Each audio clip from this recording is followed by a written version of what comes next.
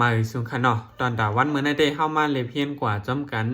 เกี่ยวเลยลองสังว่ามีตั้งเป็นเสียงหาบลาดความอ่ำออกเจ้าในเข้ามาถ่อมยินกว่าด้วยจำกันเกี่ยวเลยลองยามันขนาะลอกไล่เอายาสภาวะเสียยอดยาเนี่ยค่ะในได้กัดหนักขนาะย้อนนั้นเลยตีย้อนไว้พาเสียลัดกว่าเอายอกนะสังว่าเฮามีเสียงหาบลาดความอ่ำออกลาดความหยาบเจ้าในบ่ว่าไหนจึงเฮาถูกลีกว่าหามาเจอพันอิงคิมขนาะเจอพันอิงคิมเฮาเอามาเสียก็เฮาเอามานอกล้อนำพึงค่ะยาก็ไก่กินบันหูคำหูในเนี่ยเสียงเฮาตักตีลีมากเสียงเฮาตักตีแคม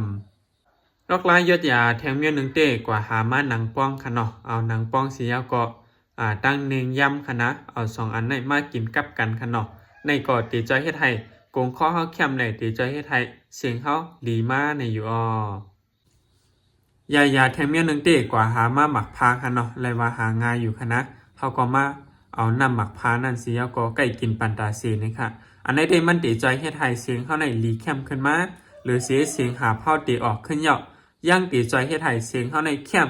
ตั้งปีนตอนตาตีว่าตีปีนมาตั้งปีนเสียงหาบเจ้านั้นก็มันย่างจอยเฮกังจอยทิ้งซิมปันแทงในอยู่ไลวาลีเด้ๆค่ะนำหมักพาในย้อนนั้นแหละทุกลีใกล้กินปันตาเสค่ะนะยาแทงเมียนึงเด้ตอนตาก้นมือกูปอกปันมือกูปอกปันปูหมอนในยาเขาได้เอา